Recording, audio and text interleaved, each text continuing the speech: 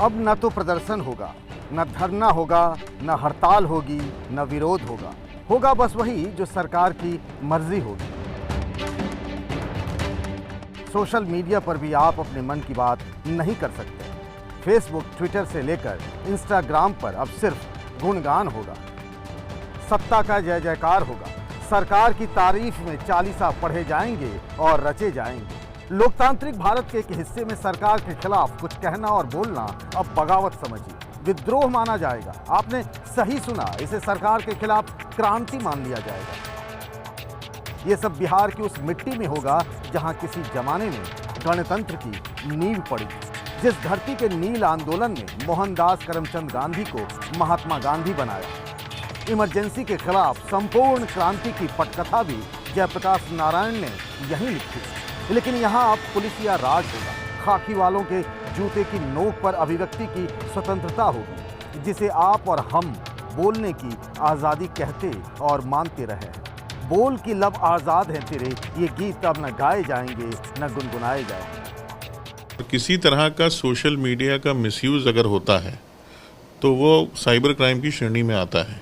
Social media के लिए आप अलग से कानून लाते हैं, ये तो दुर्भाग्य है। दुर्भाग्य है कि भाई ये जो लोकतंत्र की जननी जो है वैशाली बिहार, उसका आप पूरी तरीके से नीतीश कुमार जी मौखौल उड़ा रहे हैं। कि जो मेन स्ट्रीम मीडिया में मुख्यमंत्री जी के बारे में एक बात मशहूर थी कि वो कई अखबारों के मुख्य संपादक, मुख्य कार्यकारी संपादक, लेकिन सोशल मीडिया में ऐसा होता नहीं है।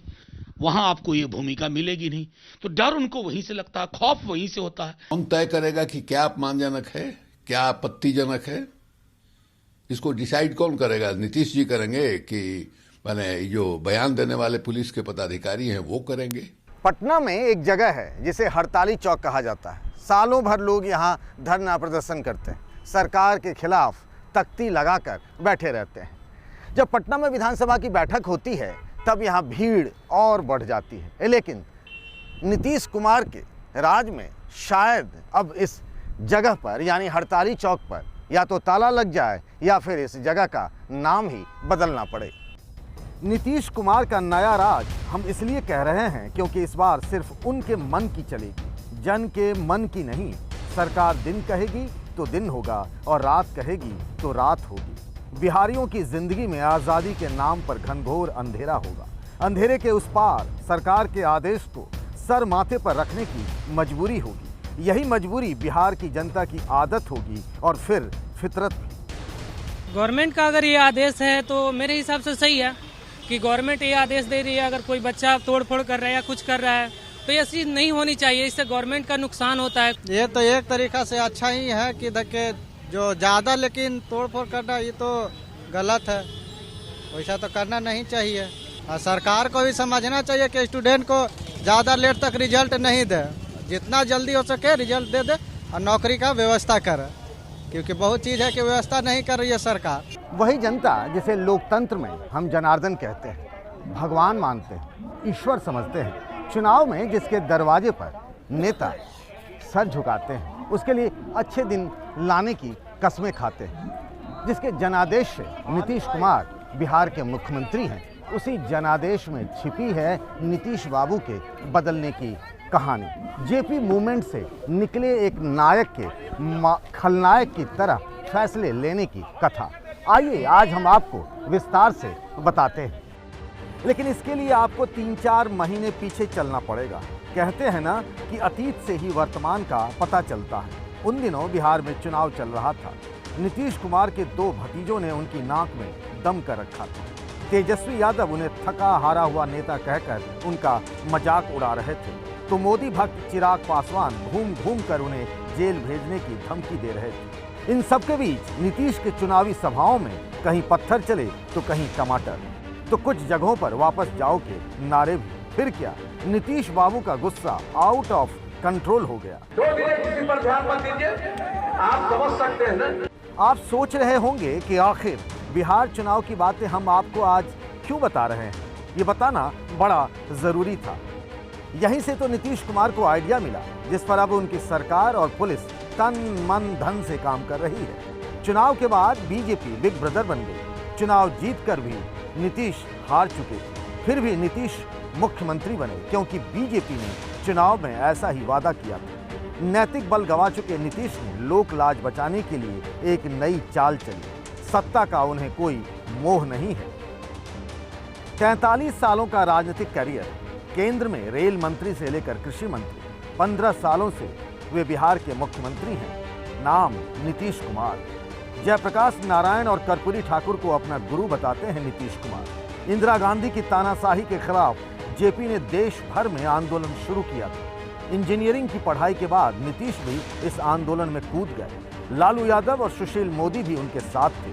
तब Lalu Patna university student union के प्रेसिडेंट और मोदी यूनियन के महासचिव थे। जेपी मूवमेंट में नीतीश को भी जेल जाना पड़ा। लेकिन राजनीति की विडंबना देखिए, आंदोलन से निकले हुए नेता नीतीश कुमार को अब आंदोलन से, विरोध से, प्रदर्शन से एलर्जी है। उन्हें खिलाफत की हर आवाज से नफरत है। कौन कहता है कि निंदक नीरे राखिए, मतलब आलोचक को करीब रखिए, वो आपकी गलतियां बताएगा। लेकिन नीतीश बाबू को तो अब सवालों से भी परहेज है। जो उनके मन का नहीं, वो अब सरकार के खिलाफ बगावत है। नहीं, ये सवाल, आपका सवाल बिल्कुल गलत है। आपका सवाल अनुपयुक्त है। मैं कह रहा हूं और अच्छी तरह जान लीजिए कि आप इस तरह से पुलिस को डिमोरलाइज मत करिए। और आप अच्छी तरह जान लीजिए, आप अच्छी तरह जान लीजिए, जरा जा करके दूसरे राज्यों में भी चले जाइए। मैं भला आपसे कोई बात कर सकता हूं? आप इतने महान व्यक्ति हैं और आप किसके समर्थक हैं? मैं आपको डायरेक्ट पूछ रहा हूं। आप जो जिनको राज मिला 15 साल तक, पति पत्नी के राज में जितना अपराध होता रहा, आप उसको क्यों नहीं हाईलाइट करते हैं? आप करिए, हम काहे भाषण दे रहे हैं? फिर से नीतीश कुमार की सरकार है, लेकिन बिहार में इस बार बहार नहीं, हर तरफ मची हाहाकार है। नीतीश के नए फैसले से पटना और दिल्ली ही नहीं, अमेरिका के लोग भी हैरान हैं, परेशान हैं। न्यूयॉर्क टाइम्स ने भी उनके खिलाफ लिखा है। दुनिया का हर संवेदनशील व्यक्ति नीतीश के फैसले का विरोध करेगा। बिहार में अगर आपने अपनी किसी भी मांग को लेकर प्रदर्शन किया तो फिर आपकी खैर नहीं, आपका चरित्र प्रमाण पत्र खराब किया जा सकता है। डीजीपी की तरफ से जारी आदेश में कहा गया है कि ऐसे लोगों को न तो सरकारी नौकरी मिलेगी और न ही सरकारी ठेका। लोकतंत्र में अपनी बात कहने और अपनी बात कहने रखने का अधिकार सभी को है और उस अधिकार से ये आदेश जो है कहीं किसी प्रकार की छेड़छाड़ नहीं करता है। मात्र जो बात कही जा रही है वो ये कि यदि कोई व्यक्ति विधि विरुद्ध कार्य में लिप्त होगा तो और उसके संबंध में थाना अभिलेख में सूचना होगी तो वह सूचना जो है चरित्र सत्यापन प्रतिवेदन में अंकित की जाएगी। पूरा मसला पुलिस वेरिफिकेशन रिपोर्ट का है। इसी रिपोर्ट में छिपा है नीतीश कुमार का विरोधियों की आवाज दबाने का फार्मूला। बिहार पुलिस के नए ऑर्डर के अनुसार अगर कोई व्यक्ति सड़क जाम करता है, विरोध प्रदर्शन करता है, इससे कानून व्यवस्था की स्थिति खराब होती है और अगर पुलिस उसे चार्जशीट कर देती है फिर उसका पुलिस वेरिफिकेशन रिपोर्ट खराब हो जाएगा। ऐसा होने पर न तो पासपोर्ट बनेगा, न पेट्रोल पंप का लाइसेंस मिलेगा, न ही गैस एजेंसी। ऐसे लोगों का आर्म लाइसेंस भी नहीं बन पाएगा। पुलिस वेरिफिकेशन न होने पर बैंकों से लोन तक नहीं मिलेगा।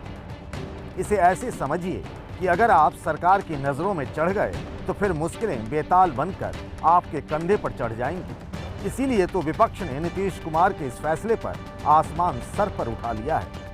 अप्रत्यक्ष रूप से ये कहा जा रहा है कि सरकार का अगर आप विरोध करते हैं, सड़क पर उतर कर विरोध करते हैं, वैसी हालत में आपको सरकारी नौकरी नहीं मिलेगी। सीधे आप चेतावनी दे रहे हैं।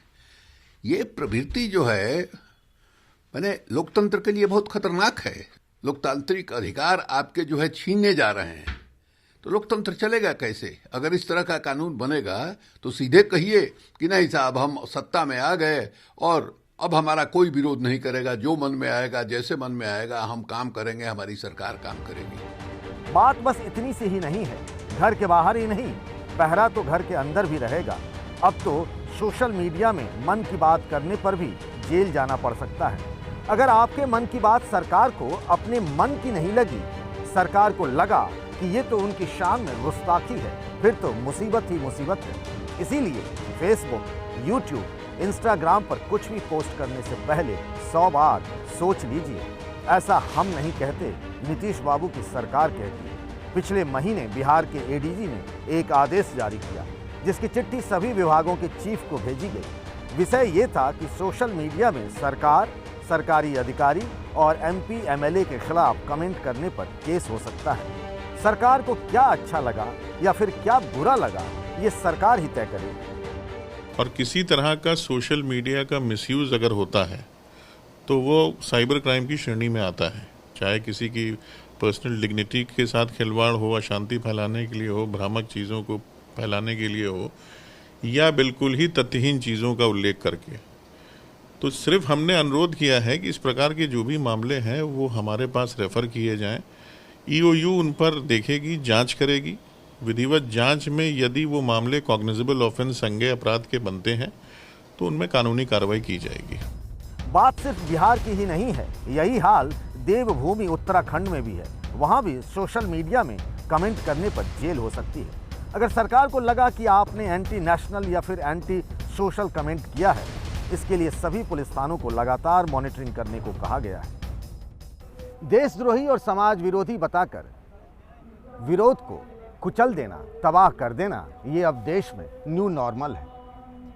ये चलन नया है। सत्ता की मानसिकता बदलती जा रही है। सत्ता अहम ब्रह्म के भाव में है, वो अहंकार में है। कहते हैं कि अहंकार में विवेक नष्ट हो जाता है, अच्छे बुरे की पहचान खत्म हो जाती है।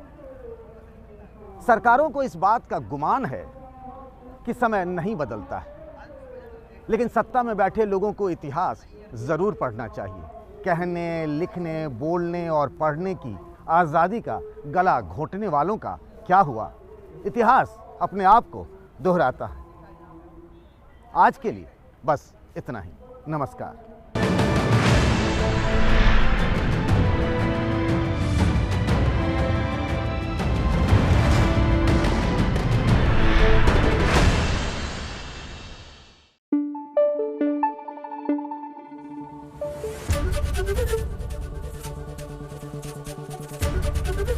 एबीपी न्यूज आपको रखे आगे।